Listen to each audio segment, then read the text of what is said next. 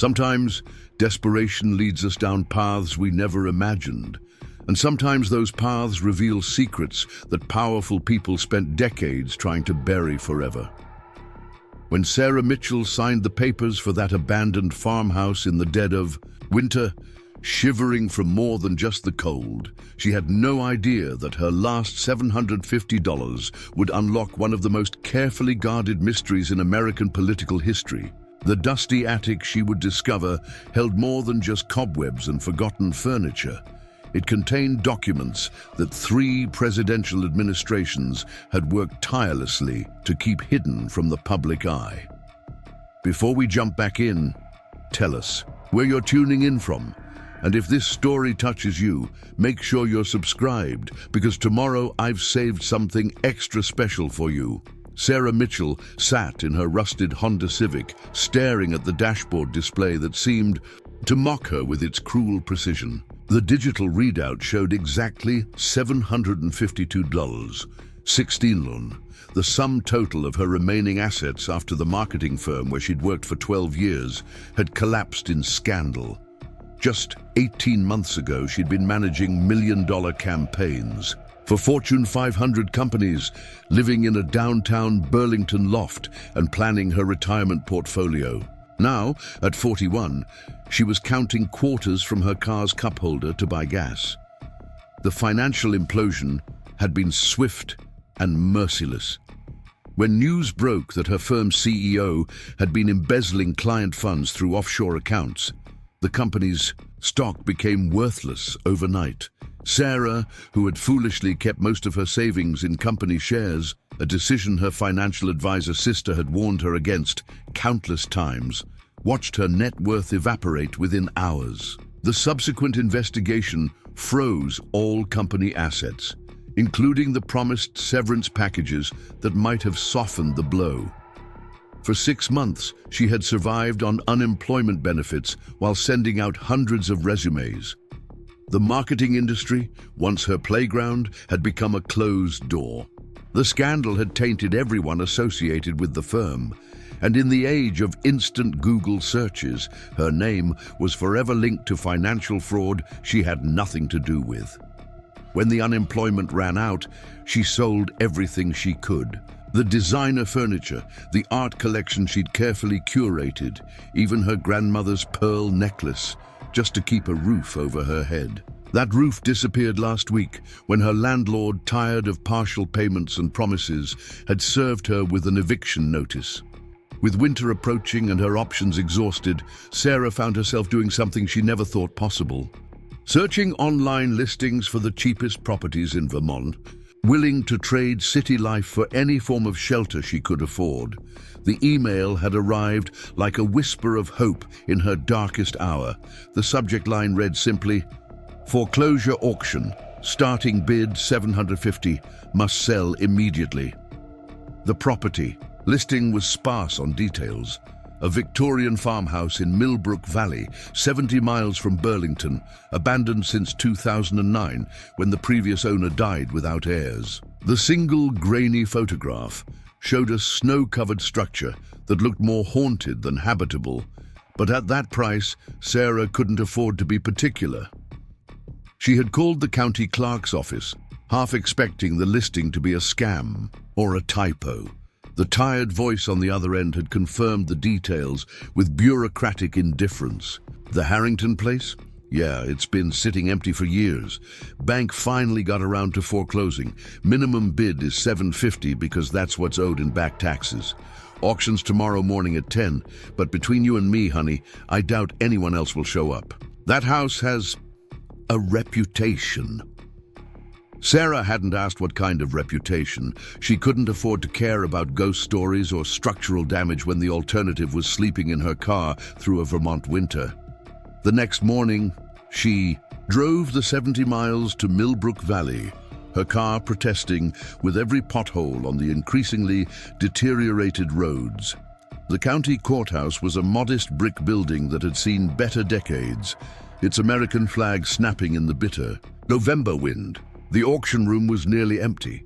Just Sarah, a bored-looking clerk, and an elderly man in overalls who seemed to be there more out of curiosity than interest. The auctioneer, a woman in her 60s with reading glasses perched on her nose, looked surprised to see anyone at all. "Lot 17, the Harrington Estate on Old Mill Road," she announced, her voice echoing in the sparse room. 5-bedroom farmhouse, circa 1892, situated on 3 acres. Property sold as is, no warranties or guarantees. Minimum bid, $750. Sarah raised her hand, her heart pounding so loudly she was certain everyone could hear. This was it, her last chance, her final gamble with the universe. The auctioneer waited for other bids, scanning the room with practiced patience. After 30 seconds of silence, she brought down her gavel. "Sold to the young lady in the blue coat for $750. As Sarah approached the desk to complete the paperwork, spending money that represented her entire liquid assets, plus $2 she'd found in her coat pocket that morning, the elderly man in overalls approached her. "You bought the Harrington place?" he asked, his weathered face creasing with concern. "Name's George Henderson. I did maintenance for old Wallace Harrington for near 20 years before he passed. You sure you know what you're getting into?" Sarah forced a smile she didn't feel. "At this point, Mr. Henderson, I'm just grateful to have a roof over my head, whatever condition it's in." George studied her for a long moment, seeming to weigh something in his mind. "Tell you what, I'll meet you out there, help you get oriented. That house has its quirks, and with winter coming on, you'll need to know which problems need fixing first." An hour later, Sarah followed George's pickup truck down progressively narrower roads until they reached a rusted gate marked with a faded sign. Harrington Estate, private property. The driveway beyond was more suggestion than road, overgrown, with a decade's worth of neglect. When the house finally came into view, Sarah's heart sank and soared simultaneously. The Victorian farmhouse was both more beautiful and more dilapidated than the auction photo had suggested. 3 stories of faded blue paint and white trim rose against the grey November sky, crowned by a tower room with Gothic windows. The wrap-around porch sagged dangerously on one side, several windows were boarded up, and the roof showed obvious signs of weather damage. But the bones of the structure spoke of former grandeur. Hand-carved details, generous proportions, and the kind of craftsmanship that had vanished from modern construction. Sarah parked beside George's truck and stepped out into knee-high grass that had long ago overtaken what must have once been a lawn. The November wind cut through her second-hand coat, carrying the scent of dead leaves and approaching snow. "She's a beauty underneath all the wear," George said, joining her in studying the house.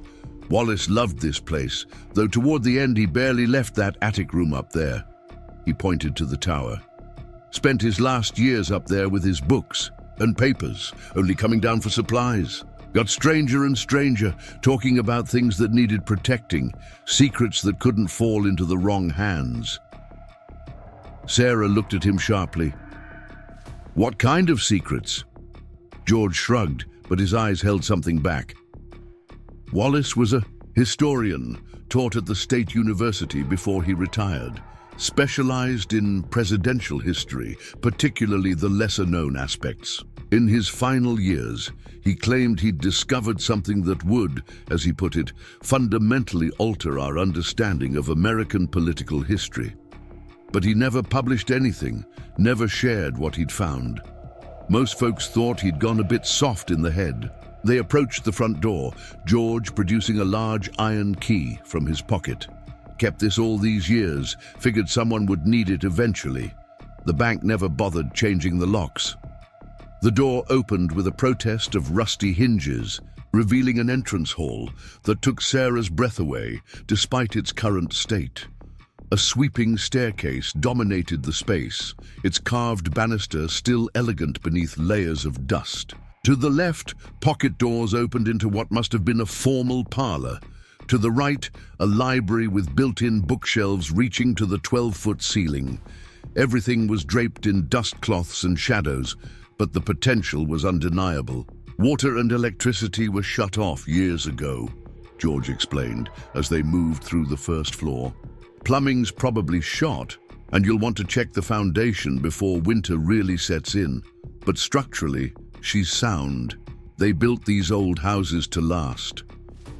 The kitchen was a time capsule from the 1950s, complete with mint green appliances and checkered linoleum.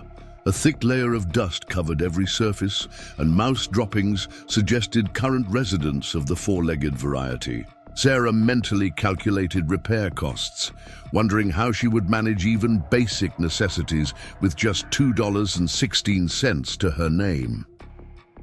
"Now, about that attic," George said, leading her back to the entrance hall and up the creaking stairs. Wallace had it sealed off about 5 years before he died. Not just locked, properly sealed like he was protecting something valuable. I offered to help him with whatever work he was doing up there, but he got real secretive about it. Said some knowledge was dangerous in the wrong hands. Preparing and narrating this story took us a lot of time, so if you are enjoying it, subscribe to our channel. It means a lot to us. Now back to the story. They climbed past the second floor, with its 4 bedrooms and antiquated bathroom, up a narrower staircase that led to the tower room. At the top, instead of a door, they faced a wall of newer construction, plywood nailed firmly in place, with official-looking notices stapled across its surface. "This wasn't here when Wallace was alive," George muttered, examining the barrier. "Bank must have done this, though I can't imagine why they'd bother." Sarah stepped closer, reading one of the yellowed notices. Her blood chilled as she made out the words, "Sealed by order of the Treasury Department, unauthorized entry prohibited." The document was dated 2010, a year after Wallace's death. "The Treasury Department," she whispered. "Why would they be involved with a private residence?" George's face had gone pale. "I always wondered if Wallace really had found something. He used to joke that he had enough dirt on dead presidents to make Watergate look like a parking ticket." He turned to Sarah, his expression serious. "Listen, miss, I should tell you, there were people asking about Wallace's papers after he died. Government types, men in suits who didn't give their names. They searched the house but seemed frustrated, like they hadn't found what they were looking for." Sarah stared at the sealed attic, her mind racing. What had she stumbled into? She had spent her last dollar on what she thought was just a shelter from homelessness. Now it seemed she had purchased something far more complicated. A house, with secrets that government agencies had tried to bury. As they descended the stairs, George continued his warnings. "If you're smart, you'll leave that attic alone. Get the house livable. Mind your own business. And maybe those government folks will forget this place exists." Wallace spent his last years paranoid and isolated because of whatever he found. Don't let the same happen to you.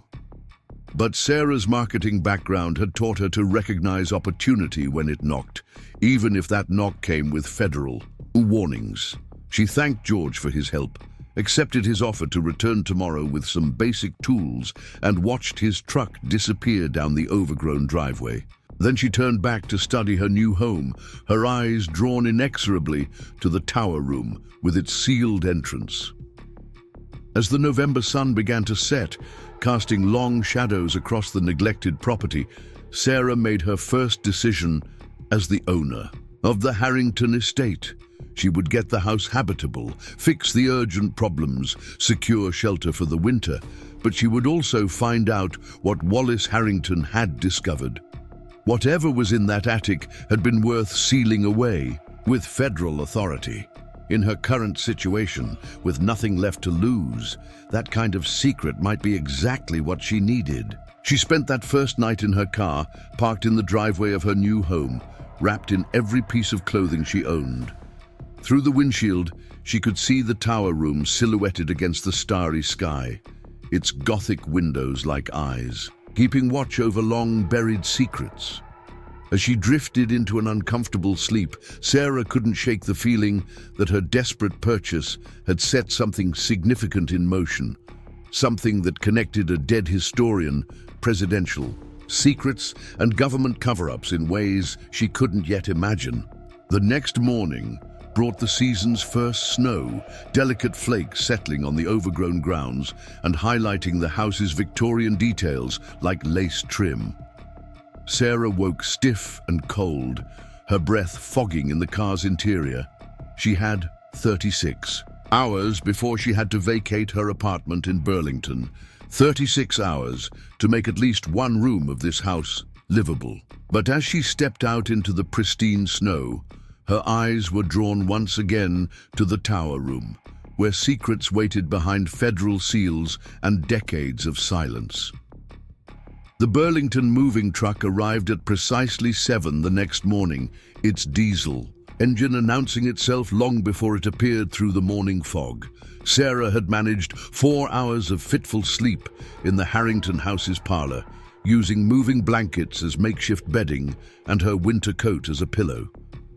The cold had seeped through the floorboards, but it was still better than another night in her car.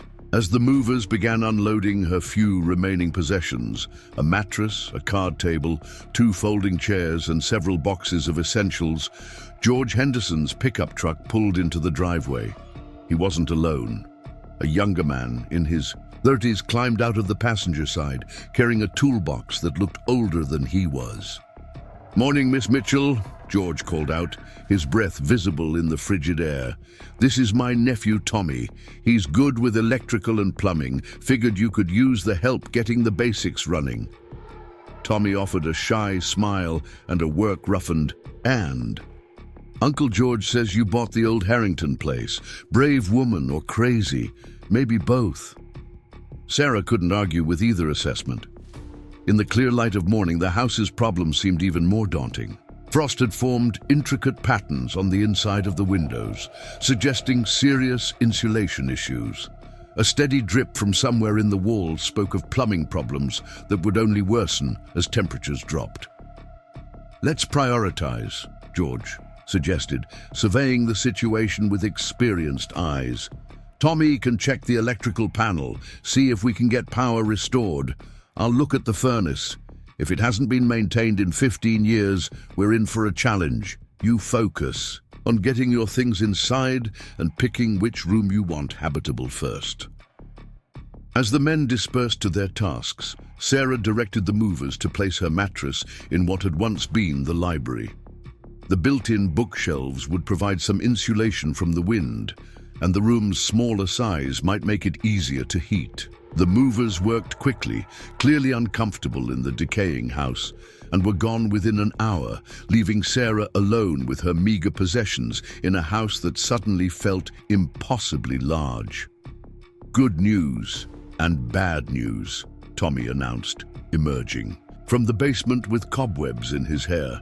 "The electrical panel is actually in decent shape, 1960s upgrade probably, but the main breaker's been deliberately disabled.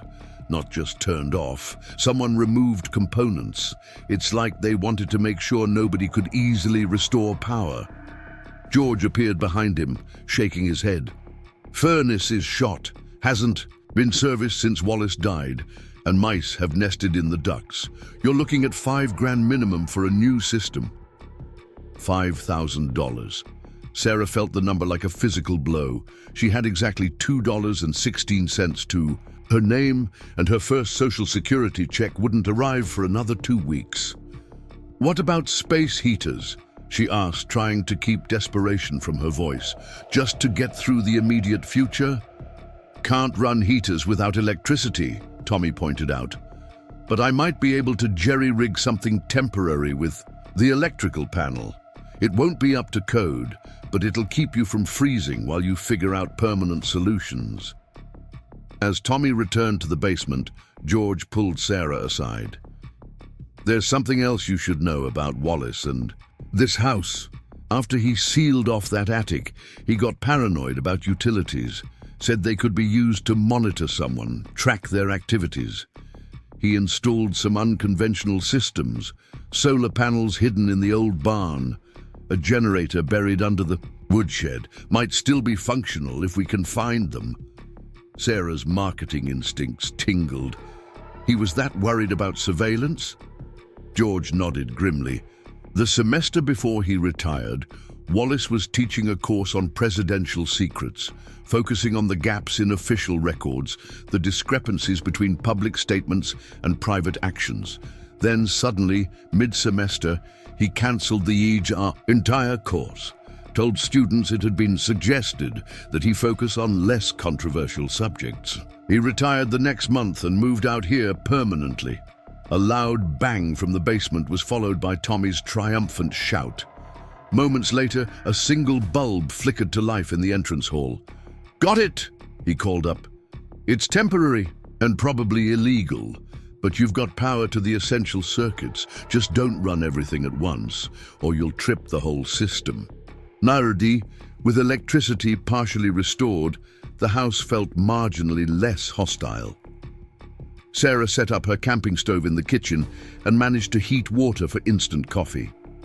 As she sipped the bitter brew, she noticed something odd about the kitchen. Walls. Unlike the rest of the house, which showed typical settling cracks and water damage, the kitchen walls had been reinforced with newer drywall in certain sections. "George!" she called, running her hand along one of the reinforced areas. "What's behind these walls?" The older man examined the construction with interest. This wasn't here when Wallace was alive.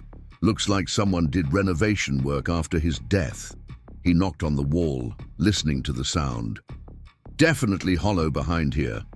Want me to cut a small hole? See what we're dealing with?" Sarah hesitated. The house was hers now, but something about the deliberate modifications made her wary. "Let's wait on that. I want to understand more about what happened here after Wallace died." Tommy joined them, wiping grease from his hands. "Uncle George, remember those stories about the government people who came after Mr. Harrington passed? My friend Jake worked security at the county courthouse back then. He said there were federal agents all over this place for weeks. They had a court order to search for documents relevant to national security. Did they find anything?" Sarah asked. Jake didn't think so. He said they seemed frustrated, kept coming back with different teams, different equipment. They even brought in some kind of scanning device, ran it over every wall in the house. Whatever they were looking for, they didn't find it. Sarah thought about the sealed attic, the disabled utilities, the reinforced walls. It was becoming clear that Wallace Harrington hadn't just been a paranoid old man. He had possessed something valuable enough to warrant extensive federal investigation after his death. That afternoon, while George and Tommy continued working on basic repairs, Sarah explored the house more thoroughly. In Wallace's former bedroom, she discovered a loose floorboard beneath the radiator. Hidden in the cavity was a leather-bound journal, its pages yellow with age. The first entry was dated 15 years earlier. "They know I have them." The calls started last week, polite at first, then increasingly threatening. Assistant Secretary Davidson himself phoned yesterday, reminding me of the patriotic duty to protect state secrets. But these aren't state secrets. They're evidence of state crimes. Sarah's pulse quickened as she read further. Wallace's journal detailed his discovery of what he called the presidential files, documents that had been systematically removed from official archives over decades. Letters, memos, and recordings that revealed a very different version of certain historical events. The Watergate tapes were just the tip of the iceberg, Wallace had written. Every administration has its secrets, but what I've found goes beyond political scandal. These documents show coordinated efforts to manipulate public perception of crucial events, to literally rewrite history as it was happening. The journal entries became increasingly cryptic as Wallace described his efforts to protect the documents. He wrote about creating decoys, spreading misinformation about their location, and finally implementing what he called the architectural solution. The last entry, dated just weeks before his death, was chilling in its brevity. If they find this journal, know that the truth is neither above nor below, but between. The watchers cannot watch what doesn't exist in their reality. I pray someone worthy finds what I've preserved. Sarah closed the journal, her mind racing. Neither above nor below, but between. What had Wallace meant? She thought about the reinforced walls in the kitchen, the hollow spaces Tommy had detected. Could Wallace have hidden documents within the walls themselves? As sunset approached, bringing with it a sharp drop in temperature, George and Tommy prepared to leave. They had managed to restore water to one bathroom and jury-rigged electricity to the kitchen and library. It wasn't much, but it was enough to survive. "You sure you'll be okay here alone?" George asked, concern evident in his weathered features. "Tommy and his wife have a spare room." "I'll be fine," Sarah assured him, though she wasn't entirely convinced herself. "This is my home now. I need to start treating it that way." After they left, Sarah set up a makeshift bedroom in the library. The camping lantern cast dancing shadows on the empty bookshelves, and every creak of the old house sounded like footsteps. She thought about Wallace Harrington, spending his final years in this same house, guarding secrets he believed could change American history. Around midnight, unable to sleep, Sarah found herself drawn back to the kitchen. She examined the reinforced sections of wall more carefully, running her fingers along the seams. One panel felt slightly different, cooler to the touch, as if air was circulating behind it. She pressed against it experimentally and felt it give slightly. Making a decision that would change everything, Sarah retrieved a screwdriver from Tommy's forgotten toolbox and carefully removed the panel's screws. The drywall came away to reveal a narrow cavity between the original wall and the new construction. Inside, wrapped in protective plastic, were dozens of file folders. With trembling hands, Sarah extracted the first folder. The presidential seal on its cover had been partially obscured with black marker, but she could make out the date, 1963. Inside were carbon copies of memos, their classification stamps still visible despite attempts to redact them. As she read the first page, her breath caught in her throat. The document detailed a meeting that, according to official history, had never taken place. The implications were staggering. If authentic, these papers suggested a level of governmental deception that made Wallace's paranoia seem entirely justified. A sound from outside, the crunch of tires on frost-covered gravel, sent Sarah's heart racing. She quickly replaced the panel, screwing it back into place just as headlights swept across the kitchen windows. Through the frost-covered glass, she could make out a black SUV idling in her driveway. Sarah clicked off her flashlight and moved carefully to the darkened parlor, peering through the heavy curtains. Two figures emerged from the vehicle, their dark suits incongruous in the rural setting. They approached the front door with the measured steps of people who expected compliance rather than resistance. The knock, when it came, was firm but not aggressive. "Ms. Mitchell, federal agents, we'd like to speak with you about your recent property acquisition." Sarah's mind raced. How did they know she was here? She'd only owned the house for 2 days.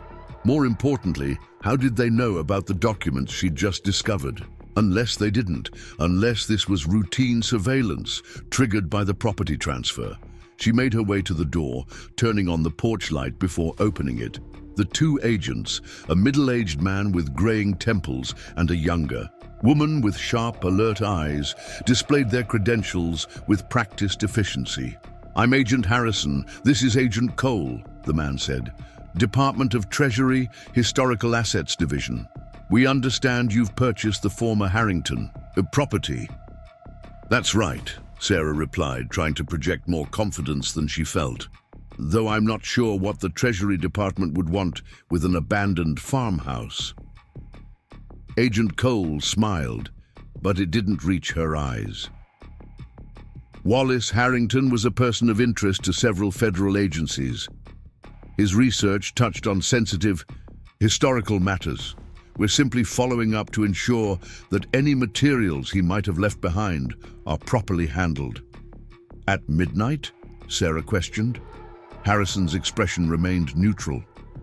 "We were in the area on another matter and noticed lights in a property that's been vacant for years. Given the federal interest in Mr. Harrington's work, we thought it prudent to introduce ourselves. And to remind you," Cole added, "that certain categories of historical documents are protected under federal law.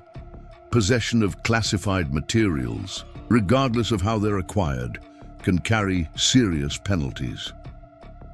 The threat was unmistakable. Sarah thought of the files hidden behind her kitchen wall, of Wallace's journal with its talk of state crimes and manipulated history. Whatever she had stumbled into, it was far bigger than a simple real estate transaction. "I appreciate the information," she said carefully, "but as you can see, I've barely moved in. If I discover any historical documents while cleaning out the house, who should I contact?" Harrison produced a business card. "Call this number immediately, day or night. Some materials are time-sensitive and require proper handling to prevent deterioration." He paused meaningfully, "or misinterpretation." After the agents left, their SUV disappearing into the night, Sarah stood in her kitchen, staring at the innocent-looking wall panel. She had two choices: turn over whatever Wallace had hidden and hope the federal government would treat her as an innocent bystander, or follow the path Wallace had started down 15 years ago, a path that had led to isolation, paranoia, and possibly worse. She thought about her own fall from grace, the career destroyed by association with financial crimes she hadn't committed. She thought about Wallace's words in his journal. "These aren't state secrets. They're evidence of state crimes." And she thought about the sheer audacity of federal agents appearing at midnight to warn her about documents they claimed not to know existed. Sarah made her decision. If Wallace Harrington had risked everything to preserve these documents, they must contain truths worth protecting. She would need to be careful, smarter than Wallace had been. She would need allies, resources, and above all, a plan. As she heated water for tea on her camping stove, Sarah began to formulate a strategy. She would continue the renovation work, maintaining the appearance of a normal homeowner focused on repairs. But secretly, she would document everything she found, create digital copies, establish secure communication channels. If the federal government wanted these documents buried, she would make sure they were preserved in ways they couldn't control. The water began to boil, steam rising in the cold kitchen air.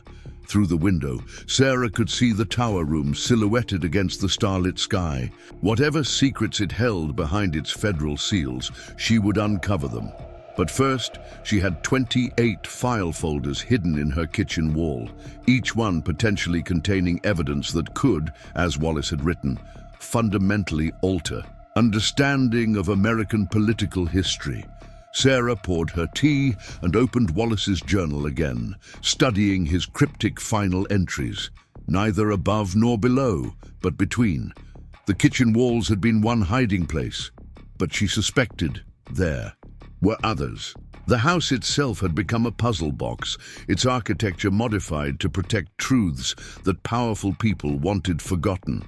As the night deepened around the old farmhouse, Sarah Mitchell, failed marketing executive, reluctant homeowner, and unexpected guardian of historical secrets, began to plan her next moves. The federal agents would return, of that she was certain, but when they did, she intended to be ready. Wallace Harrington had preserved these documents for a reason. Now it was her turn to decide what to do with them. The antique clock in the parlor, somehow still functional despite years of neglect, chimed twice, 2 in the morning. Sarah had been awake for nearly 24 hours, but sleep felt impossible. She spread the contents of the first folder across her card table, using her camping lantern for light. Each page revealed another piece of a historical puzzle that someone had worked very hard to scatter. The documents were explosive in their implications, meetings that officially never happened, decisions attributed to one person but actually made by another. Financial transactions routed through shell companies to hide their true purpose, if authentic, and the age of the paper. The official letterheads, the signatures all suggested they were.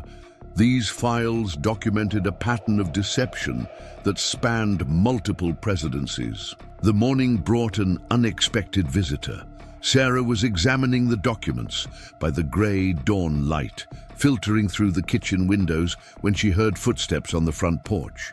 She quickly gathered the papers, sliding them back into their hidden compartment just as a gentle knock sounded at the door.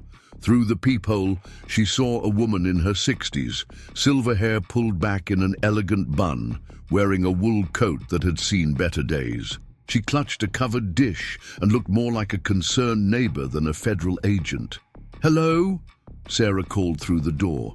"Oh, thank goodness someone's home," the woman replied, her voice warm with relief.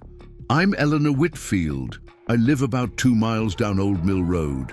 I saw lights here last night and thought I'd bring a welcome gift." Sarah opened the door cautiously. Eleanor's smile was genuine, her eyes kind behind wire-rimmed glasses. She extended the casserole dish with slightly trembling hands. "It's just a breakfast casserole. Nothing fancy, but I figured anyone brave enough to take on the Harrington place might need a hot meal." "That's incredibly kind of you," Sarah said, accepting the dish. Its warmth felt wonderful against her cold hands. "Would you like to come in? I'm afraid I don't have much to offer in return." "Oh, don't worry about that." Eleanor stepped inside, looking around with undisguised curiosity.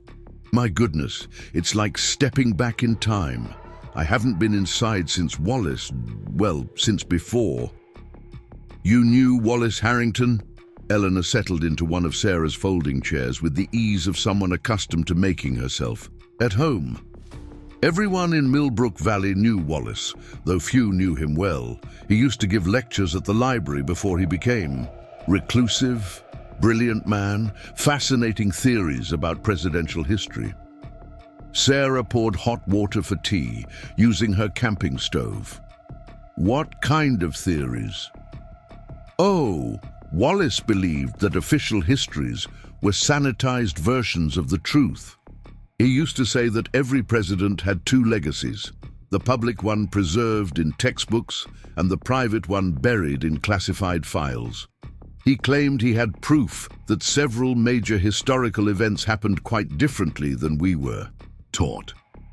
Did people believe him? Eleanor accepted her tea with a thoughtful expression. Some did. Others thought he was connecting dots that weren't there. But then strange things started happening. His university emails were hacked. His office was ransacked twice. Government cars started appearing on Old Mill Road at odd hours. Sarah thought of the midnight visit from Agents Harrison and Cole. That must have been frightening for him. "It changed him," Eleanor agreed. "He stopped giving lectures, stopped publishing papers, spent all his time here working on what he called his insurance policy. He told me once that he'd found documents that could bring down careers, maybe even reshape how we understand certain presidencies." "Did he ever show you these documents?" Eleanor shook her head. "Wallace became very protective of his research. He said knowing too much made people targets. But he did tell me something interesting before he died. He said the truth wasn't hidden in obvious places. Eleanor, he said, sometimes the best hiding spots are the ones that already exist." After Eleanor left, promising to return with more supplies, Sarah pondered the old woman's words, hiding spots that already exist. She thought about the house's original architecture, the spaces between walls, under floors, above ceilings. If Wallace had used the natural cavities in the old structure, there could be documents throughout the house. She spent the morning methodically, examining each room, looking for signs of modification or concealment. In the parlor, she noticed that one section of wainscoting sounded different when tapped. Using a thin knife, she carefully pried at the edges until a panel popped free, revealing another cache of documents. These files were different from the ones in the kitchen. They appeared to be original documents, not copies, handwritten. Letters, age photographs, even what looked like diary pages. One letter, dated 1974, was written on White House stationery but had never been sent. Its contents discussed a covert operation that, according to official records, had never been authorized. As Sarah photographed each document with her phone, she heard the sound of a vehicle approaching. She quickly replaced the panel and moved to the window. A utility van was pulling into her driveway, Millbrook Valley Electric painted on its side. Two men in work uniforms approached the house. Sarah met them at the door, immediately suspicious. She hadn't called for electrical service. "Afternoon, ma'am," the older of the two said. "We're here to do a routine inspection of the power restoration. Heard someone got the electricity running. Again, want to make sure it's up to code." "I didn't request an inspection," Sarah said carefully. The younger man consulted a clipboard. "Says here it was ordered by the county. Safety protocol for properties vacant more than 10 years. Something about their manner felt off. Their uniforms were too clean, their truck too new, and there was a bulge under the older man's jacket that suggested he was carrying more than electrical tools." "I appreciate the concern," Sarah said, "but I'll need to verify this with the county office first. Do you have identification?" The men exchanged glances. "Of course," the older one said, reaching for his wallet. But instead of ID, his hand moved toward the bulge under his jacket. "Actually," Sarah said quickly, "I just remembered I have a conference call in 5 minutes. Could we reschedule for tomorrow?" The tension hung between them for a moment before. The younger man nodded. "Tomorrow would be fine. We'll call first." After they left, Sarah's hands shook as she locked the door. This was escalating quickly. The federal agent's midnight visit had apparently triggered increased surveillance. She needed to work faster, document everything before they found a legal way to search the property. Over the next several hours, Sarah discovered 3 more hiding spots. Behind a false back in the linen closet, she found correspondence between intelligence agencies and the White House that contradicted public statements about foreign policy decisions.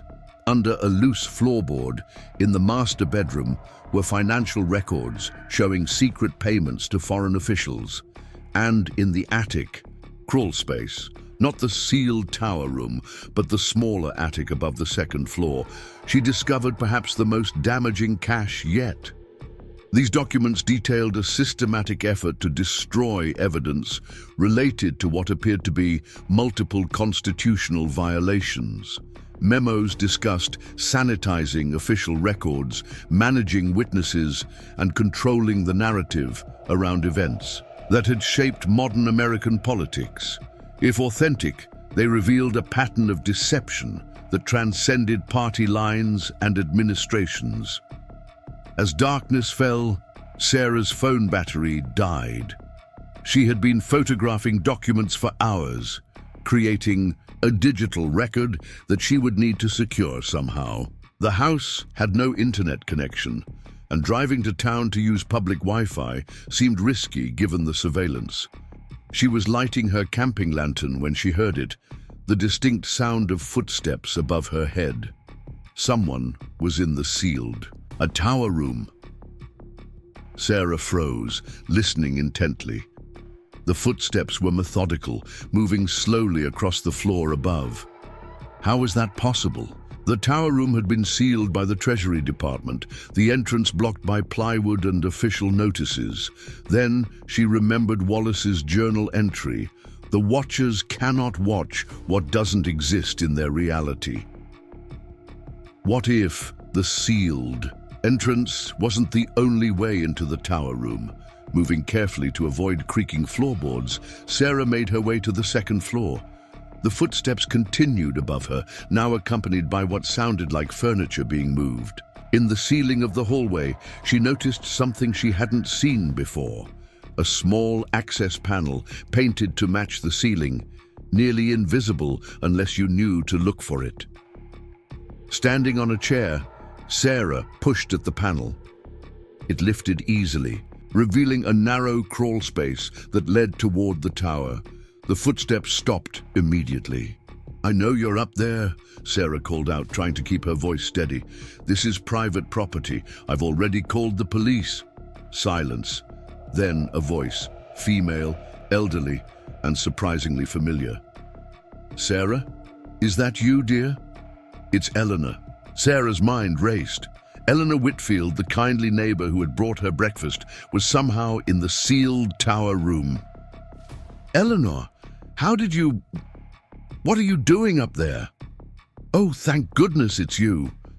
I was worried those government types had finally figured out Wallace's secret entrance. Could you come up?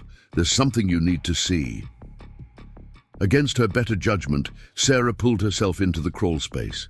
It led to a narrow shaft with a ladder, clearly a servant's access from when the house was built, hidden and forgotten, until Wallace had rediscovered it. She climbed up into the tower room. The space was nothing like she had expected. Instead of a dusty attic, she found a meticulously organized research center. Filing cabinets lined the walls, a large desk dominated the center of the room, and several boards displayed documents connected by colored string, like something from a detective movie. Eleanor stood by the desk, no longer the fragile old woman from that morning.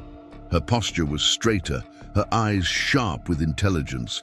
"I suppose I owe you an explanation," Eleanor said. "I'm not just a neighbor. I was Wallace's research assistant for the last 10 years of his life. We worked together to preserve and protect these documents." Sarah looked around in amazement. "But why the act? Why pretend to be just a concerned neighbor?" "Because I needed to know if you could be trusted. Wallace always said the house would eventually fall into someone's hands.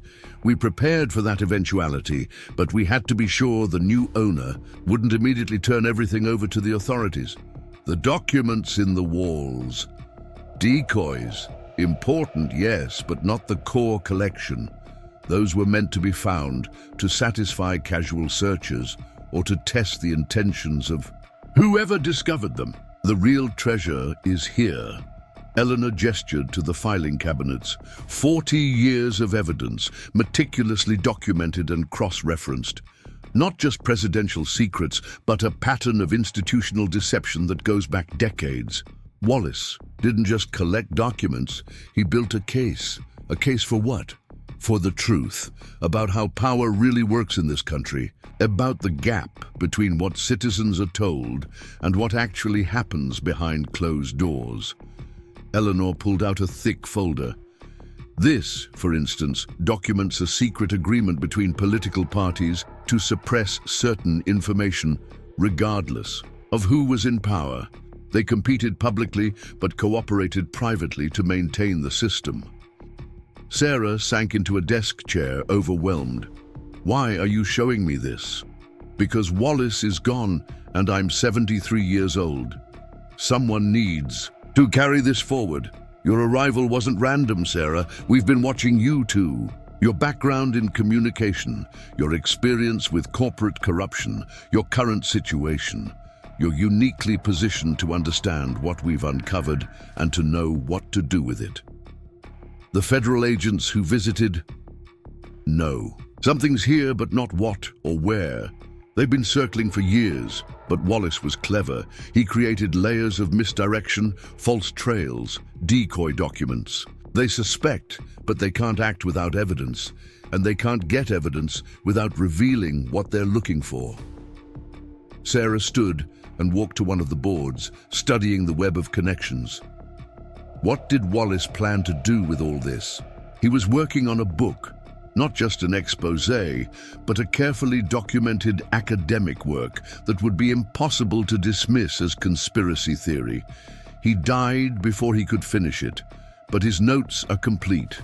With the right person to assemble, the implications were staggering. Sarah thought of her ruined career, her desperate circumstances, the chain of events that had led her to spend her last $750 on this house. It seemed less like coincidence now and more like destiny. "The agents will be back," Sarah said. "Those fake utility workers today. This is escalating." Eleanor nodded. "Which is why we need to act quickly. I have contacts, journalists, academics, lawyers who specialize in government transparency, but we need someone to be the public face of this, someone who can't be easily discredited or silenced." "And you think that's me?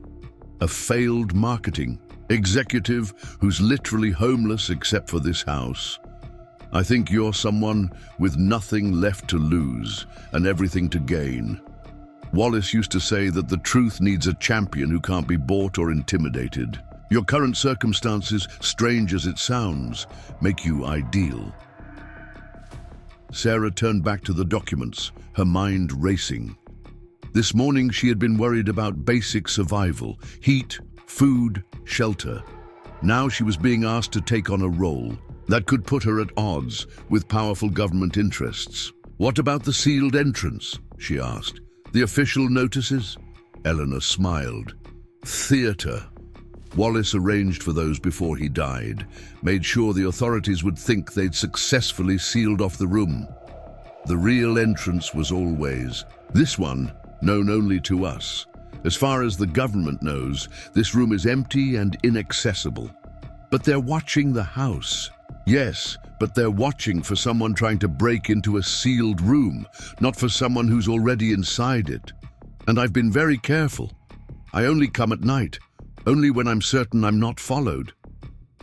Sarah walked to the window, looking out over the snow-covered grounds.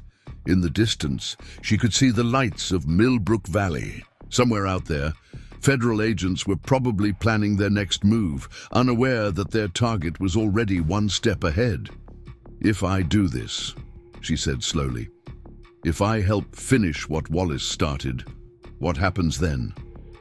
Then we publish. Not all at once. That would be too easy to suppress. We release strategically, building public pressure for full disclosure. We use the media, the courts, academic channels. We make it impossible to ignore." "And the personal risk?" Eleanor's expression grew serious. "Considerable. They'll try to discredit you first, dig into your past, the financial scandal at your company. When that fails, they'll offer bribes, then threats. You'll need to be strong, smart, and very careful." Sarah thought about the morning's documents, the evidence of constitutional violations, the systematic deception. She thought about her own life, destroyed by corporate lies she hadn't even been part of. Maybe this was a chance for redemption. Or maybe it was just exchanging one form of danger for another. "I need time to think," she said finally. Eleanor nodded. "Of course. But not too much time. They're getting closer, and every day increases the risk that they'll find a legal way to search the property thoroughly." She moved toward the hidden exit. "I'll leave you to explore. Everything's organized chronologically in the filing cabinets. Wallace's book outline is in the top drawer of the desk.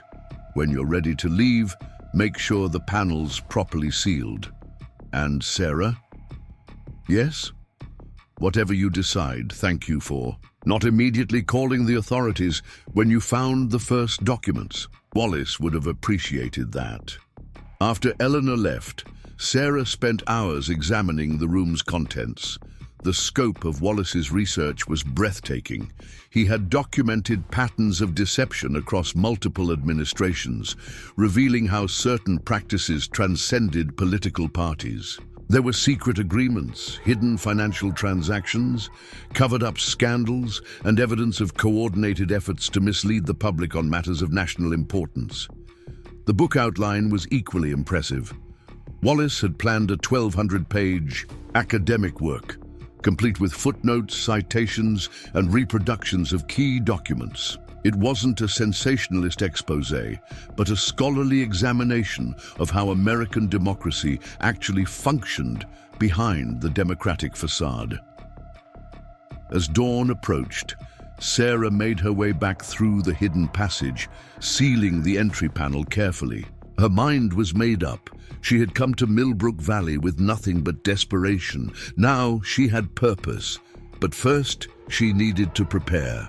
The agents would return, the surveillance would intensify, and she would need allies of her own. Eleanor had mentioned contacts, people who could help protect and eventually publish Wallace's work. Sarah would need to move carefully, maintaining the appearance of a struggling homeowner while secretly working to complete Wallace's final project. She thought about the irony of it all. She had spent her career in marketing, crafting messages to shape public perception. Now, she would use those same skills to reveal the truth about how perception had been systematically manipulated at the highest levels of government. As the sun rose over the Harrington property, Sarah Mitchell began planning her next moves. The house that had cost her last $750 had given her something priceless, a mission, a purpose, and perhaps a chance to make a difference that would echo through American history. The snow came early to Millbrook Valley. By mid-December, drifts piled against the Harrington house, wind whistling through gaps in the century-old windows. Sarah had managed to make the library habitable enough to withstand the Vermont winter, installing a wood stove from the local salvage yard and sealing the worst drafts with plastic sheeting and duct tape. Each improvement was a small victory in her battle against both the elements and growing financial desperation. Her Social Security check had arrived, but the amount barely covered the propane delivery and essential groceries. Tommy Henderson had rigged a more permanent electrical solution, enough to power a small refrigerator and a few lamps, but the monthly utility bill added another strain on her precarious budget. Sarah had taken to selling her remaining possessions online, her professional wardrobe, once valued at thousands, now fetching $20 per item on consignment apps. And yet, despite the hardship, Sarah felt more purposeful than she had in years. Each night, after ensuring she wasn't being watched, she would slip through the hidden passage to the tower room, where Wallace Harrington's extraordinary collection waited. The more she studied the documents, the more she understood why the federal government was so desperate to acquire them. Wallace hadn't just preserved random presidential secrets.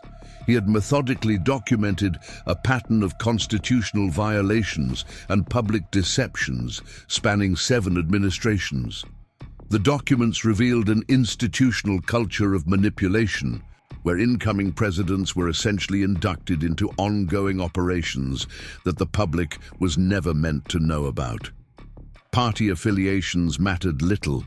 The machinery of secrecy transcended political divisions. On this particular December morning, Sarah was making coffee on her camping stove when she heard the now familiar sound of tires crunching through snow. Looking out the kitchen window, she saw George Henderson's truck, followed by an unfamiliar sedan with out-of-state plates. "Morning, Sarah," George called as she opened the door. Snow swirled around his weathered face. "Brought someone I think you should meet. This is Professor Daniel Roberts from the State University. He was a colleague of Wallace's." The man who stepped forward was tall and thin, his silver hair crowning a face marked by intelligence and caution. He extended a gloved hand. "Ms. Mitchell, I've been hoping to meet you." Sarah invited them in, her instincts on high alert. She had learned to be wary of everyone expressing interest in the Harrington property. "Coffee's just about ready, though I'm afraid I only have powdered creamer." "Black is fine," Roberts said, studying the house with evident nostalgia. "It's been 15 years since I was last here. Wallace and I were working on a book together, a history of presidential decision-making in times of crisis. At least, that's what we told people." "Daniel knows about Wallace's research," George explained. He was one of the few academics who didn't think Wallace had gone off the deep end. Roberts removed his coat, revealing a tweed jacket with patched elbows, the quintessential professor's uniform. "Wallace and I had been colleagues for 30 years when he made his discovery. We were researching presidential responses to Cuban missile-type situations, cases where official accounts differed from what actually occurred." "And what did he discover?" Sarah asked, pouring coffee into mismatched mugs. Roberts accepted his cup with a nod of thanks. It started with a single document, a memo that shouldn't have existed. During routine research at the National Archives, Wallace found a paper that contradicted the official record of a 1970s foreign policy decision. When he inquired about it, the document mysteriously disappeared from the archive. But Wallace had already photographed it. That triggered his interest. It became an obsession. He began looking for other discrepancies, other gaps in official records. He developed sources inside government agencies, retired officials, troubled by what they'd witnessed, archivists who noticed patterns of document removal. Eventually, someone began slipping him copies of materials before they could be sanitized from the official record. George shifted uncomfortably. "I should check your generator. Make sure it's ready for the storm they're predicting." He clearly wanted no part of this conversation. After George left, Roberts leaned forward. "Ms. Mitchell, I'm taking a significant risk coming here. Wallace trusted me with certain information before his death, but he never revealed the location of his complete collection. He said it was safer if only he knew." "Why are you telling me this?" "Because Eleanor Whitfield contacted me. She said you'd found the collection and were considering continuing Wallace's work." Sarah's breath caught. "Eleanor sent you?" Roberts smiled thinly. "Eleanor, as you may have discovered, is more than the neighborhood cookie baker. She was Wallace's research partner and, briefly, his lover. They had a falling out toward the end of his life, disagreed about how to proceed with the research. Wallace wanted to publish everything immediately. Eleanor advocated a more cautious approach. And you? What do you advocate?" "Careful, strategic disclosure, which is why I'm here." He reached into his jacket, pulling out a thumb drive. "This contains authentication protocols, methods to verify the provenance of historical documents. If you're going to release Wallace's collection, each item will need to be thoroughly authenticated. Otherwise, they'll be dismissed as forgeries." Sarah accepted the thumb drive cautiously. "You're assuming I've found something worth authenticating." "Ms. Mitchell, let's not play games. Your house has been under surveillance since the day you purchased it. Federal agents have visited you multiple times. The Heritage Foundation, a known front for certain intelligence interests, has suddenly taken an interest in historic preservation in Millbrook Valley. Clearly, you found something that has powerful people concerned. And if I have," Robert sipped his coffee before answering, "then you need allies, people with expertise, resources, and most importantly, public platforms where these revelations can be distributed too widely to be suppressed." After a pause, Sarah made her decision. Leading Roberts to the second floor, she showed him the hidden entrance to the tower room. His eyes widened as he took in Wallace's carefully organized collection.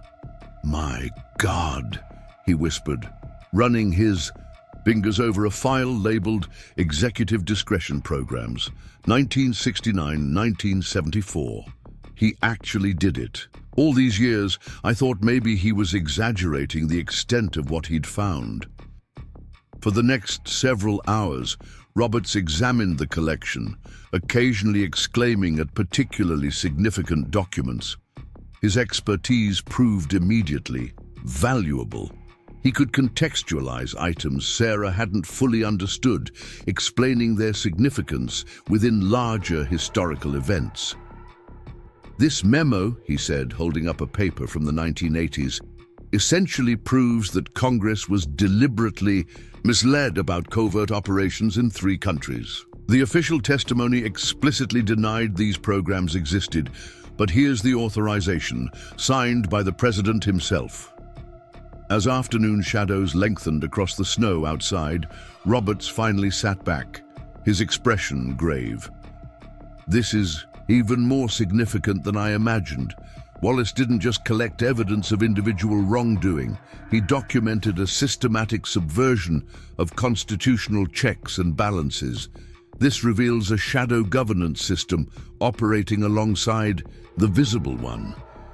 So what do we do with it? Sarah asked. We need to move carefully. First, everything must be digitized and securely backed up. Then key documents need professional authentication. Finally, we develop a strategic release plan.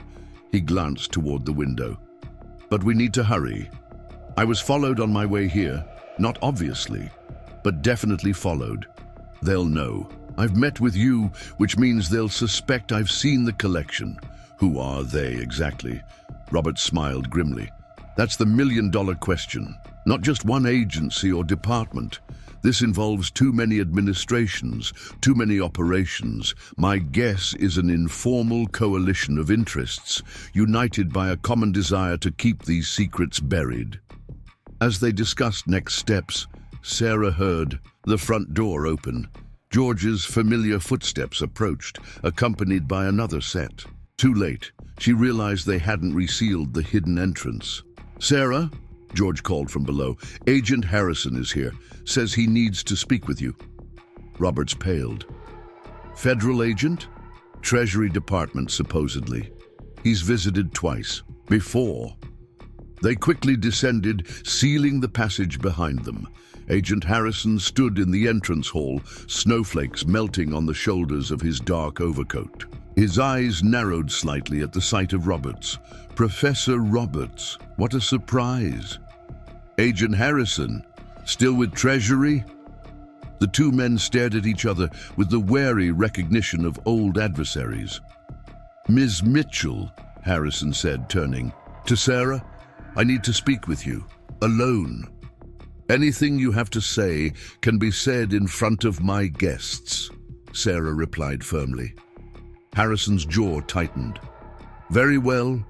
We have reason to believe you're in possession of government property, specifically classified documents illegally removed from secure facilities. I'm here to offer you one final opportunity to surrender these materials voluntarily before we execute a search warrant. Search warrant? On what grounds? National security. The Harrington property has been under investigation for over a decade. We have credible information that Wallace Harrington accumulated classified materials without authorization. Roberts stepped forward. You mean he preserved evidence that certain officials would prefer remained buried? There's a difference, Agent Harrison. Professor Roberts, your presence here is illuminating. I had hoped Ms. Mitchell was simply an innocent purchaser, unaware of what she'd acquired. Your involvement suggests otherwise. The tension in the room was palpable. Sarah realized this was the moment when theoretical risk became very real. The government was prepared to move against her directly, and her response now would determine everything that followed. Agent Harrison, she said carefully, I purchased this property legally. I've found nothing that could be considered government property.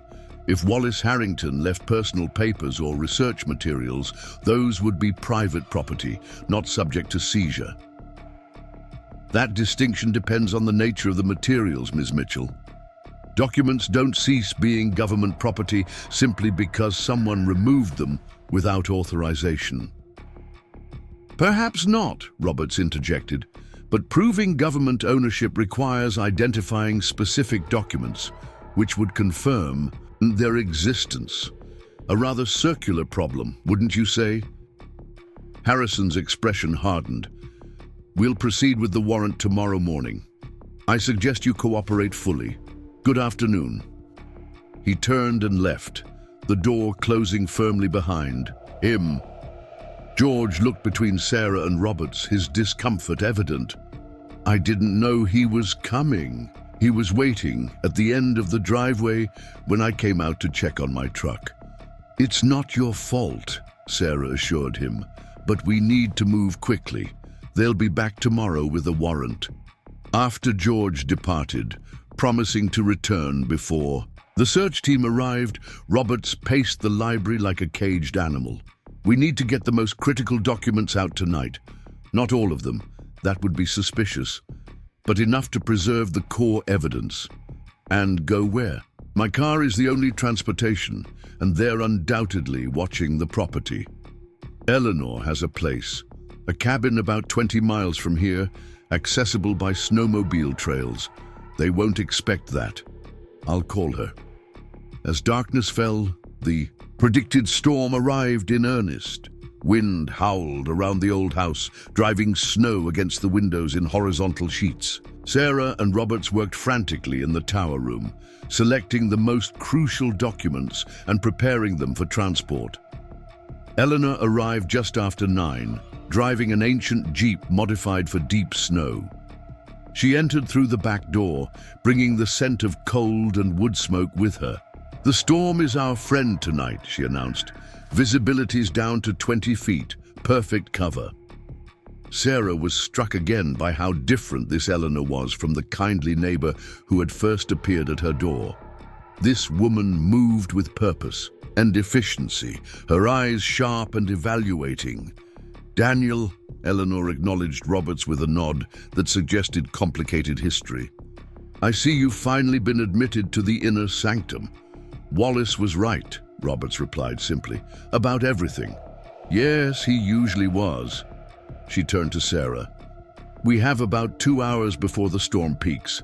That's our window. We'll take the snowmobile trails to my cabin, then use secure channels to begin distribution." "Distribution?" Sarah asked. "Digital copies to trusted repositories, academic archives, international news organizations, civil liberties attorneys. Once the material exists in multiple jurisdictions, it becomes nearly impossible to suppress." They packed the selected documents into waterproof containers, then dressed for the bitter cold outside. Sarah left obvious signs of habitation. Lights on, kettle on the stove, book open on the table, to suggest she had merely stepped out briefly. The journey through the blizzard was harrowing.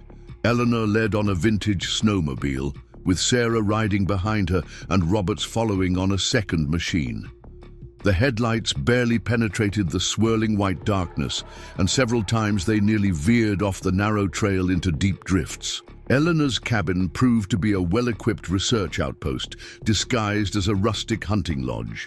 Solar panels hidden under snow provided power, while a sophisticated satellite system offered secure internet access. Most impressive was the small room dedicated to document preservation, complete with scanners, humidity controls, and archival storage containers. "Wallace set this up years ago," Eleanor explained as they began processing the documents. "He called it his dead drop, the place where the truth would survive even if he didn't."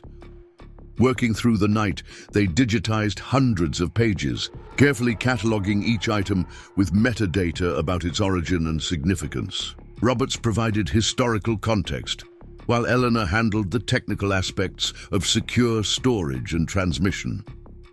By dawn, they had created 3 complete digital archives, each encrypted and prepared for distribution to different recipients. The original documents were repackaged for eventual return to the tower room after the federal search had concluded.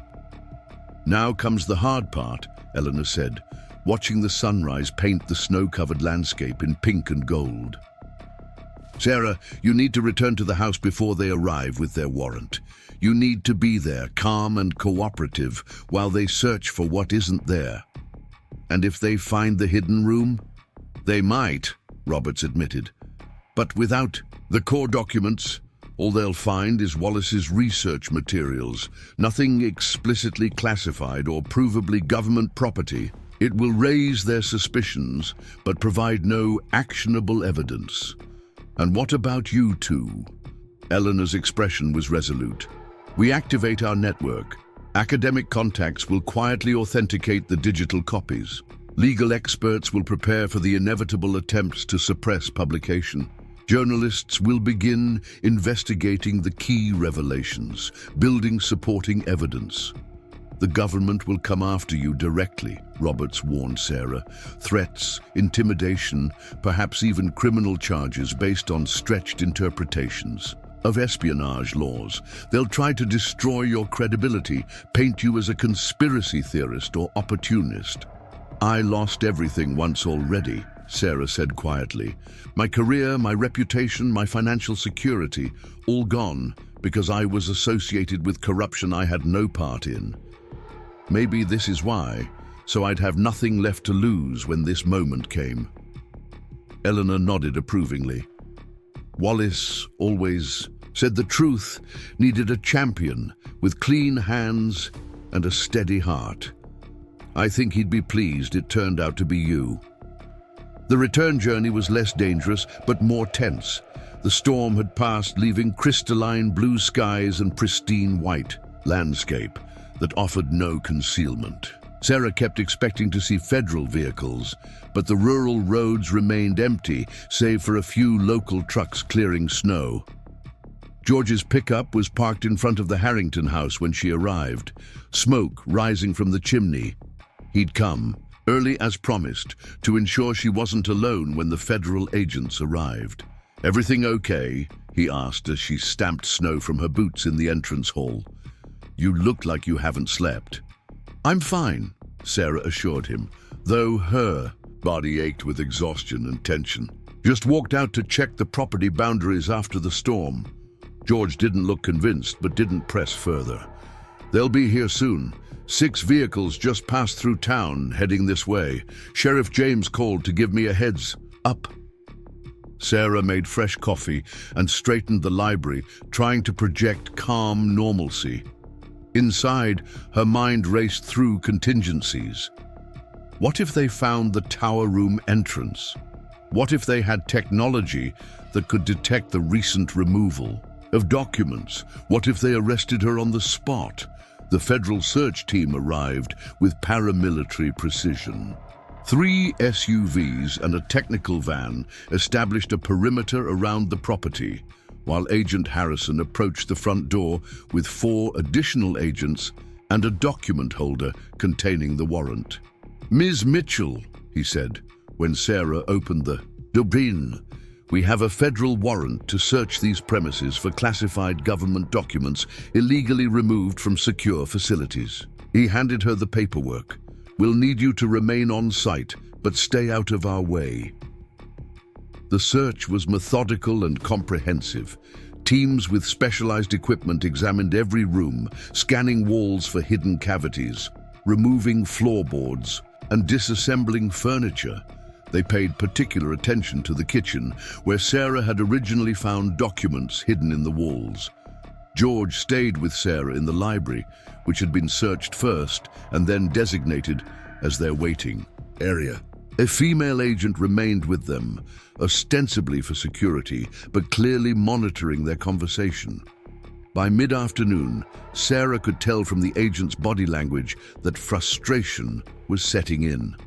They had found several of Wallace's hiding spots, the loose floorboards, the hidden compartments in walls, but all were empty, showing only evidence that something had been stored there previously.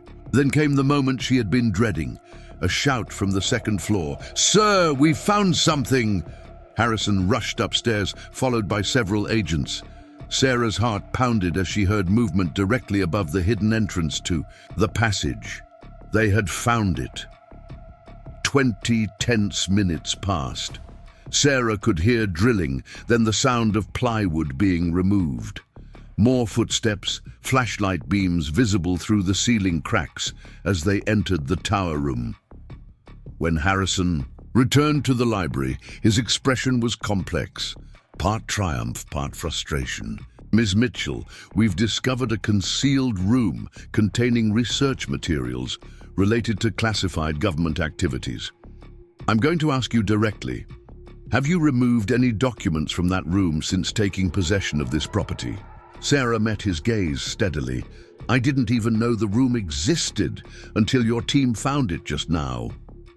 It wasn't technically a lie. She hadn't known about the tower room until Eleanor had revealed it to her. The hidden entrance she had discovered led to the crawl space, not directly to the tower. Harrison studied her face, searching for deception. The room contains extensive research materials, notes, photocopies, newspaper clippings, but appears to reference original documents that are not present. Do you have any knowledge of where those original documents might be? None whatsoever.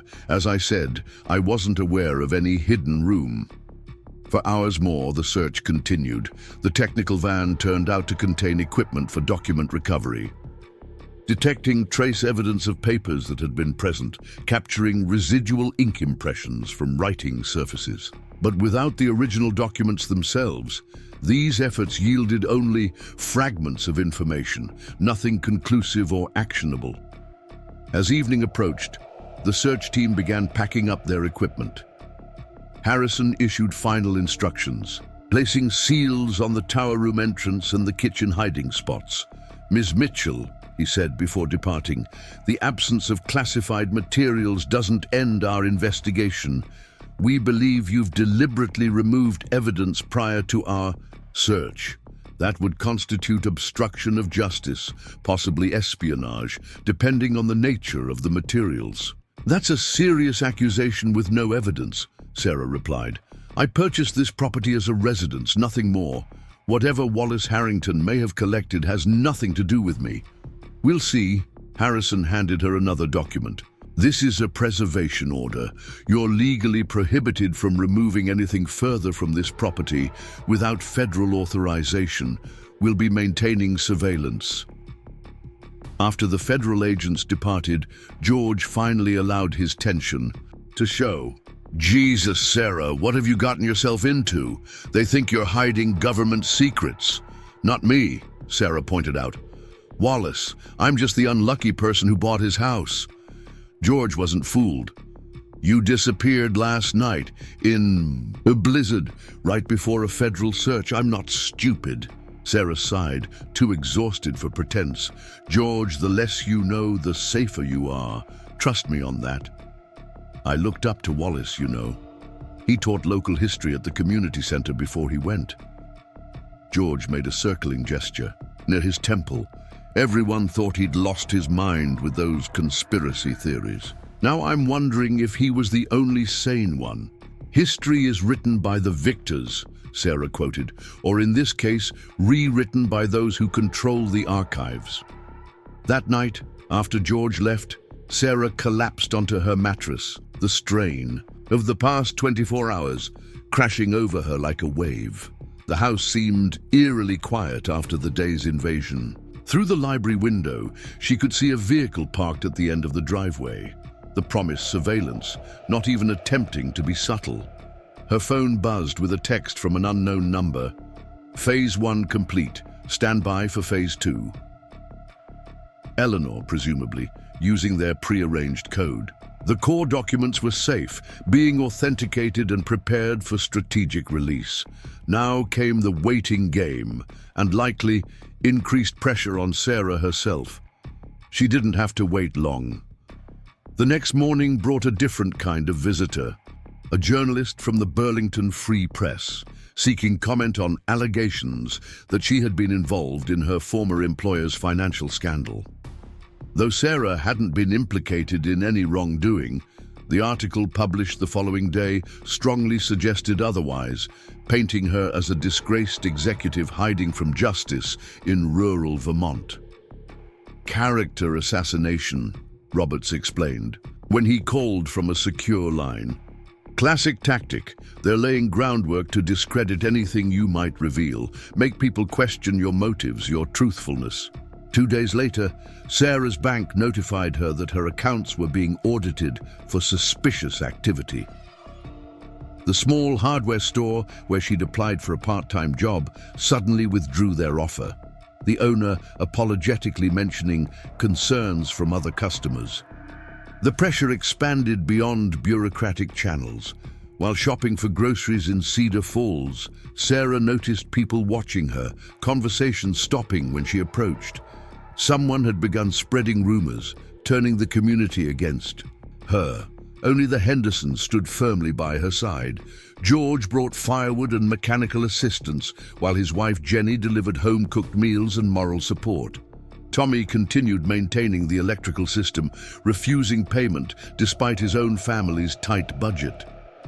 "Wallace was good to us," Jenny explained, dropping off a pot of venison stew. When Tommy needed college money, Wallace anonymously paid his first year's tuition, said it was an investment in the community's future. We don't forget things like that. A week after the federal search, Eleanor arranged a secure meeting at her cabin. Sarah slipped away before dawn, using back roads and careful counter-surveillance techniques Eleanor had taught her. Roberts was already there when she arrived, along with a new ally, Dr. Lydia Morgan, a document authentication specialist from New York University. "The preliminary results are conclusive," Dr. Morgan reported, laying out her findings on Eleanor's kitchen table. "The documents are authentic. Paper composition, ink formulation, typography, and administrative markings all align with government standards from the relevant time periods. These aren't forgeries." "The content analysis confirms it too," Roberts added. "The information contained in these documents aligns with known historical events, but adds critical details that explain previously puzzling decisions. It's like finding the missing pieces of multiple historical puzzles simultaneously." "So what happens now?" Sarah asked. Eleanor unfurled a large paper on the table, a complex flowchart outlining their strategy. "We're proceeding with phased disclosure. Academic authentication first, creating scholarly evidence of the document's legitimacy. Then legal preparations, First Amendment attorneys ready to fight inevitable injunctions. Finally, coordinated journalistic investigation and publication through multiple outlets simultaneously." "How long will all this take?" 2 months minimum. We're aiming for March 15th as D-Day, when the core revelations go public." 2 months, Sarah protested. "I'm under surveillance, being systematically isolated in the community, and watching my finances being drained by manufactured audits. I don't know if I can hold out that long." Dr. Morgan's expression was sympathetic but firm. "Rushing means mistakes. Mistakes give them leverage to discredit everything. This isn't just about revealing historical secrets. It's about changing how Americans understand their governance. That requires unassailable evidence and careful presentation." Reluctantly, Sarah accepted the timeline. Returning to the house that evening, she found a certified letter waiting on her doorstep. The Vermont Department of Taxation was reviewing her residency status and questioning her eligibility for property tax rates applied to primary dwellings. Another financial squeeze, clearly coordinated with her other troubles. Inside, the house felt different, violated by the federal search, its secrets partially exposed. Sarah walked from room to room, touching walls that had been scanned, floors that had been pulled up, furniture that had been disassembled. In the kitchen, federal seals marked the wall cavities where she had found the first documents. As she heated soup on her camping stove, she heard a vehicle approaching. Not from the main road, but from the back of the property. Her heart raced as headlights swept across the kitchen windows. Then came a coded knock on the back door, 3 quick taps, 2 slow. George Henderson stood on the porch, his face tense with urgency. "You need to come with me now. Bring anything essential." "What's happened?" "No time. They're serving a warrant for your arrest tomorrow morning. Tax evasion charges, completely fabricated, but enough to hold you while they build their case." "How do you know this?" "My cousin works at the sheriff's office. he overheard a call from the Treasury Department coordinating local support. "Sarah, if they get you in custody, they'll have unlimited time to pressure you, isolate you, maybe make you disappear into the federal system." 20 minutes later, Sarah was in George's truck, a small bag of essentials beside her, driving through back roads she hadn't known existed. The Harrington house disappeared into the darkness behind them, its secrets temporarily safe behind federal seals. "Where are we going?" she finally asked when they turned onto a logging road that didn't appear on any map. "Indian Ridge, old hunting cabin my grandfather built. Officially, it doesn't exist. It's about a quarter-mile inside state forest. Land, but the boundaries were drawn wrong back in the 1940s. Nobody knows about it except family. The cabin was primitive but ingeniously constructed to withstand Vermont winters. A wood stove provided heat, a hand pump accessed groundwater, and basic solar panels powered minimal lighting. George helped her settle in, promising to return with supplies in 2 days. "What about the surveillance team watching my house?" "They're watching the house, not you," George pointed out. "They'll know you've left, but finding you is different. This place doesn't show up on any property records or satellite images. Trees hide it completely." After George left, Sarah stood on the small porch, looking out at moonlight on snow-covered pines. She had gone from successful executive to homeless to hunted in less than a year. And yet, strangely, she felt more purposeful than ever before. Wallace Harrington had spent 15 years protecting historical truth at tremendous personal cost. Now, it was her turn to carry that burden. For 3 weeks, Sarah lived in complete isolation. George brought supplies and news of the outside world, reporting that federal agents had indeed arrived with an arrest warrant the morning after her departure, only to find the house empty. They had questioned everyone in town, established roadblocks, even brought in dogs to track her scent, all without success. "They're furious," George reported, unloading groceries and propane. "Agent Harrison practically accused the sheriff of helping you escape. Meanwhile, Eleanor's been making progress. The documentation phase is nearly complete." In the solitude of the cabin, Sarah found unexpected peace. Each day followed the same simple rhythm: maintain the fire, melt snow for washing, read books George brought from Wallace's collection. And each night, she used a satellite phone Eleanor had provided to check in and receive updates on their progress. The authentication work was proceeding faster than expected.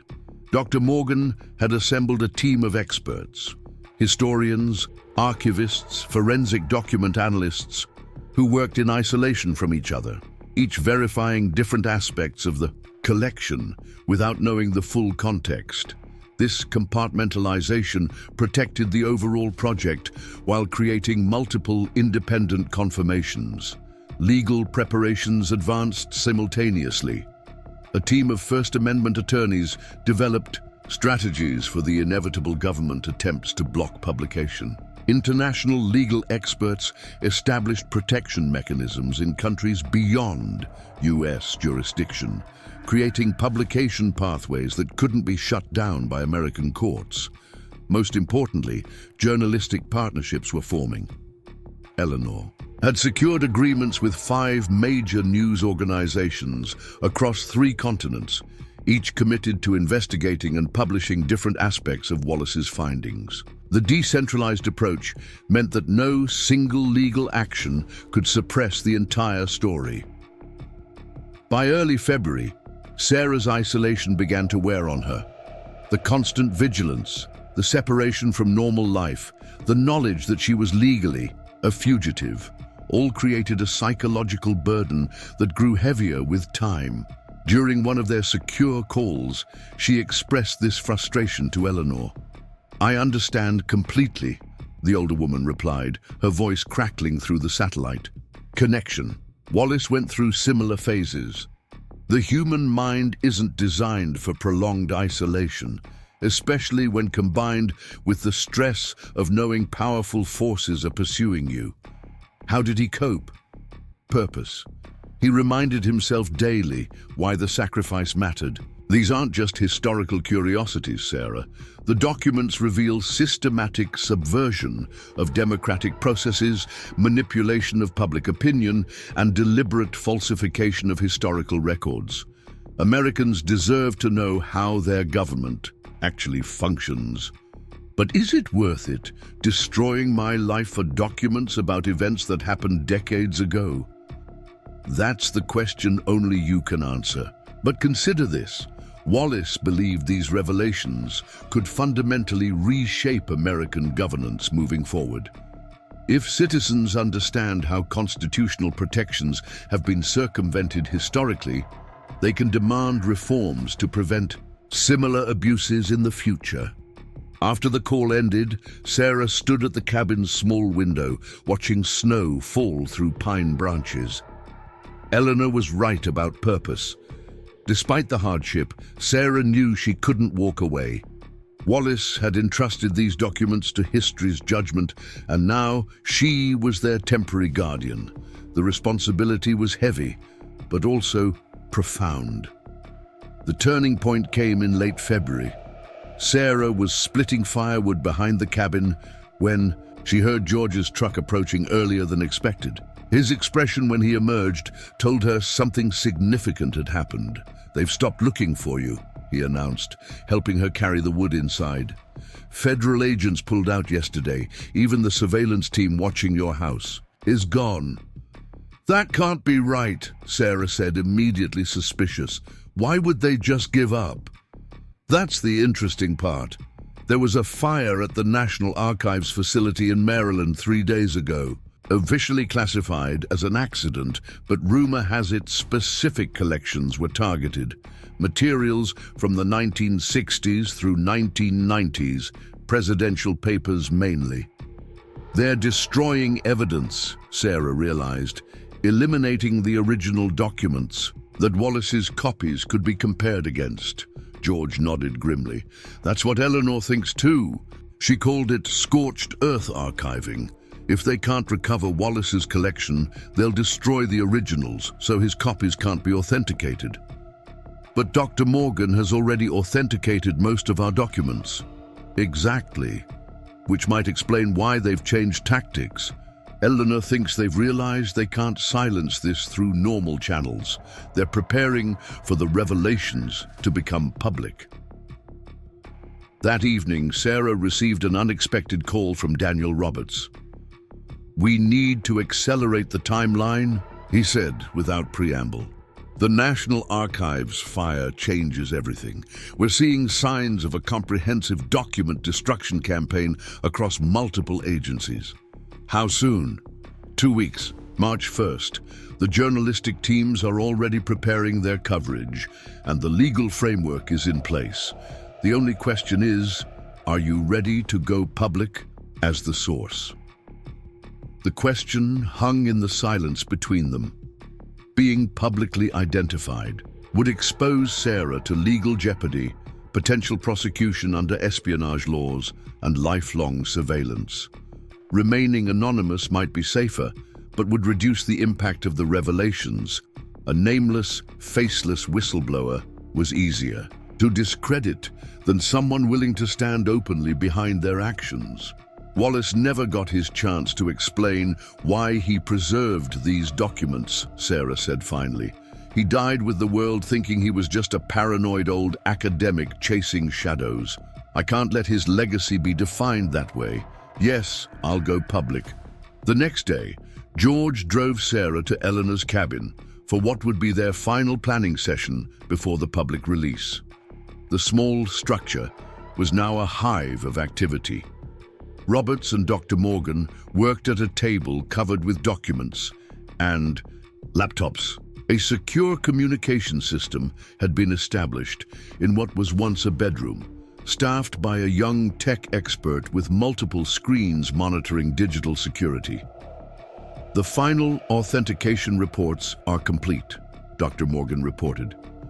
We have conclusive confirmation of authenticity for 94% of the collection, with the remaining 6% classified as probable but not definitively verified due to limited comparative samples. Legal preparations are in place, Roberts added. First Amendment attorneys are on standby in 7 jurisdictions. International partners have established publication protocols that can't be blocked by U.S. courts. Eleanor led Sarah to a smaller room where a professional camera had been set up. We need to record your statement, explaining how you came into possession of these documents and why you're making them public. This will be released simultaneously with the first publications. Sarah stared at the camera setup, the reality of what was about to happen suddenly crystallizing. What do I say? The truth. How you purchased the property, discovered the documents, and came to understand their significance. Emphasize that you're acting out of civic duty, not political motivation or financial interest. For the next hour, Sarah rehearsed her statement, refining the language with Eleanor and Roberts.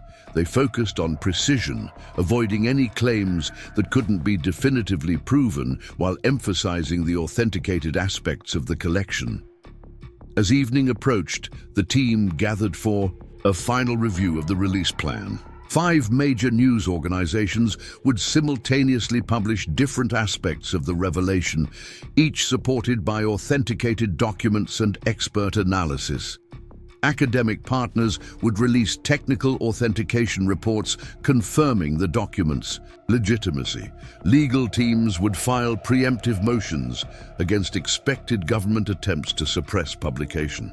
And at the center would be Sarah, putting her face and name behind the disclosure, explaining how a foreclosed farmhouse purchased for $750 had led to one of the most significant historical revelations in decades. Once this begins, there's no going back, Eleanor warned, making eye contact with each person in the room. The reaction will be immediate and severe. Government denials, attempts to discredit the documents, personal attacks against everyone involved. We need to be absolutely certain. Sarah thought about the journey that had brought her here, from corporate success to financial ruin, from homelessness to purpose. She thought about Wallace Harrington, spending his final years protecting historical truth at tremendous personal cost. The documents themselves revealing a pattern of deception that Americans needed to understand. In that moment, her decision crystallized. "I'm ready," she said simply. "Let's do this." March 1st dawned clear and cold, sunlight glinting off the snow-covered landscape surrounding Eleanor's cabin. Sarah stood by the window, watching the sunrise paint the world in gold, aware that by sunset, her life would be irreversibly transformed. The secure satellite connection had been tested and confirmed. Their media partners across 3 continents were poised to publish simultaneously. The countdown had begun. 30 minutes, Eleanor announced, her usual calm demeanor showing hints of tension. Final security check complete. No detection of surveillance or digital intrusion. Roberts approached, holding a set of documents. "These are the legal protections we've prepared. Power of attorney if you're detained, emergency protocols, contact information for attorneys in multiple jurisdictions. Memorize the key information, then we'll destroy the physical copies." Sarah nodded, studying the papers carefully. The legal frameworks they had established were impressive, layers of protection designed to ensure that even if she were arrested, the full publication would proceed unimpeded. She had essentially become a trigger mechanism for a process that would continue with or without her direct involvement. 10 minutes, called the young tech specialist, fingers flying across multiple keyboards. Secure channels active. Distribution. Nodes ready.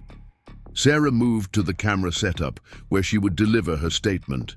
Eleanor adjusted the lighting one final time, then handed her a single sheet with bullet points. Not a script, but a framework to ensure she covered the essential elements. "Remember," Eleanor said quietly, "speak from the heart about why this matters. People need to understand this isn't about politics or personal grievance. It's about historical truth and democratic accountability." The tech specialist began the countdown. "Live in 5, 4, 3. He went silent, signaling with his fingers. 2, 1. Sarah looked directly into the camera. "My name is Sarah Mitchell. 6 months ago, I purchased a foreclosed farmhouse in Millbrook Valley, Vermont for $750. The last money I had. I was simply looking for shelter, a place to rebuild my life after financial setbacks. What I found, instead, was one of the most significant historical collections in American history." She explained how she had discovered the hidden documents, learned about Wallace Harrington's 15-year quest to preserve historical truth, and come to understand the significance of what she had found. She detailed the authentication process, the expert verification, and the systematic attempts to prevent the information from becoming public. These documents reveal a pattern of constitutional violations and public deception spanning 7 presidential administrations, she continued. They show how classification systems meant to protect national security were systematically abused to hide evidence of illegal activities, how official historical records were sanitized to create false narratives, and how a shadow governance system operated alongside our visible democratic institutions. In the final minutes, she addressed the inevitable questions about her motives. "I'm not politically motivated. I'm not seeking financial gain. In fact, I've lost what little security I had in this process. I'm simply a citizen who believes democracy cannot function without truth." Wallace Harrington spent the final years of his life protecting these documents because he believed Americans deserve an accurate accounting of their history. Today, I'm fulfilling his mission. As the recording ended, the cabin erupted into focused activity. The tech team began distributing the video to media partners, triggering the coordinated publication schedule. Legal representatives initiated preemptive filings in multiple jurisdictions, anticipating government attempts to suppress the release. "First publications alive," announced the tech specialist, pointing to one of his monitors where the Washington Post's website displayed the headline, "Presidential Papers Reveal Decades of Constitutional Violations." Similar headlines appeared on international news sites minutes later. Through secure channels, they watched as the revelations spread across media platforms. Each outlet focused on different aspects of the collection, creating a comprehensive picture that no single injunction could suppress. Academic validation reports appeared on university websites, lending credibility to the document's authenticity. Legal analyses outlined the implications for democratic governance and accountability. By noon, the story had become unavoidable. Cable news channels ran continuous coverage. Social media platforms exploded with discussion, and initial government responses emerged. First denials, then attacks on credibility, finally grudging acknowledgements that some of the documents might be authentic but were being misinterpreted. "They're following the playbook exactly as we predicted," Roberts observed, monitoring the official responses. "Deny, discredit, downplay. But it's too late. The information is too widely distributed now." By mid-afternoon, the inevitable response came. Federal agents arrived at Eleanor's cabin, accompanied by local law enforcement. Unlike previous encounters, they made no pretense of administrative inquiries or property inspections. Agent Harrison approached with a warrant for Sarah's arrest, citing violations of the Espionage Act and theft of government property. Eleanor and Roberts had prepared for this moment. Their legal team was already filing for emergency hearings, and media representatives waited nearby to document every aspect of the arrest. As Sarah was led to a waiting vehicle, she maintained an expression of calm resolve, knowing that her apprehension would only amplify the story's impact. The following weeks unfolded like a political thriller. Sarah spent 11 days in federal custody before a judge ordered her release on restrictive bail conditions. The government's case began collapsing almost immediately as authentication. Experts testified to the document's legitimacy, and constitutional scholars addressed the public interest in their disclosure. Public opinion, initially divided, shifted dramatically as the implications of the revelations became clear. These weren't simply historical footnotes, but evidence of systematic subversion of democratic processes, a shadow governance system that had operated for decades beyond constitutional constraints. Congressional hearings were announced. Former officials came forward with corroborating testimony.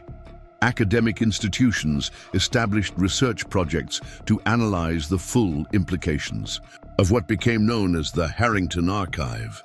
3 months after the initial disclosure, Sarah sat on Eleanor's porch, watching summer sunset paint the Vermont mountains in purple and gold.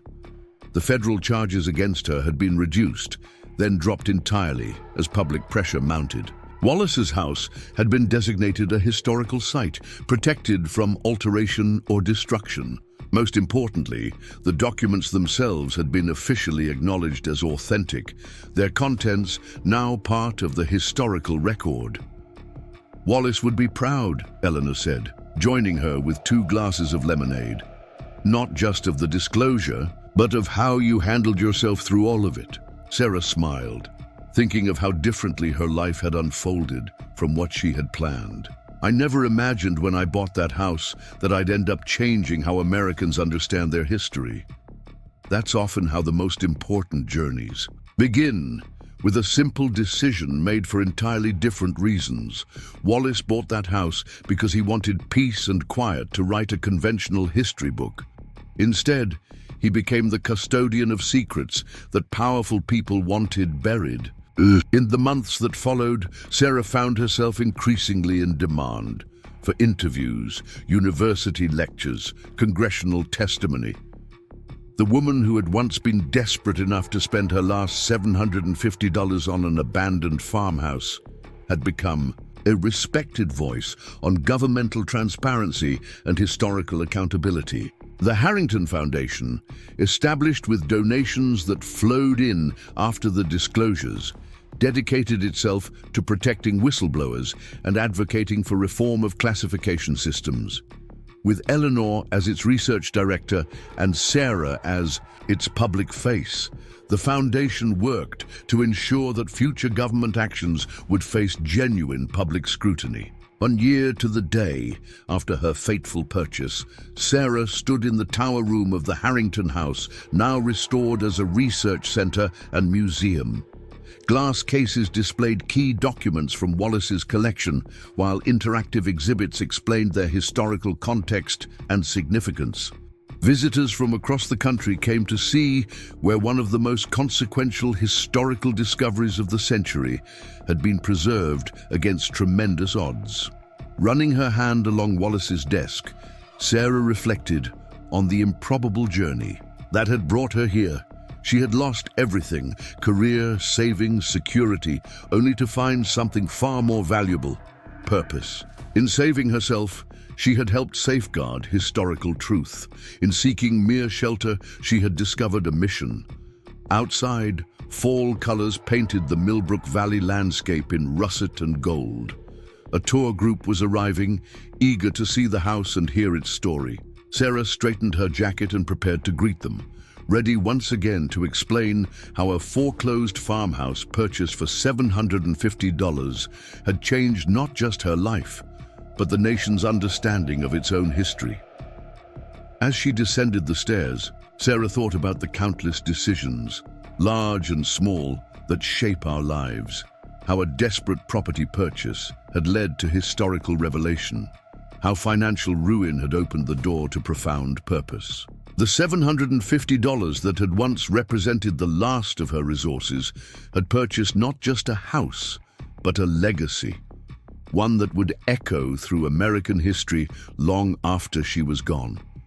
The tower room, once sealed and secret, now stood open to the world, a testament to one man's determination to preserve truth and one woman's courage to reveal it.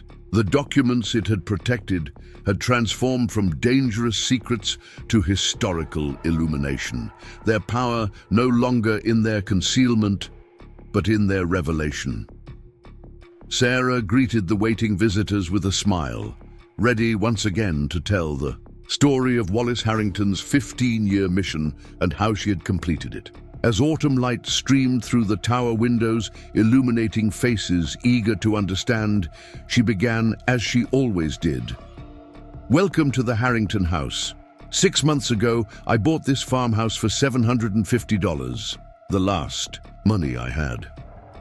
Up next, you've got 2 more standout stories right on your screen. If this one hit the mark, you won't want to pass these up. Just click and check them out.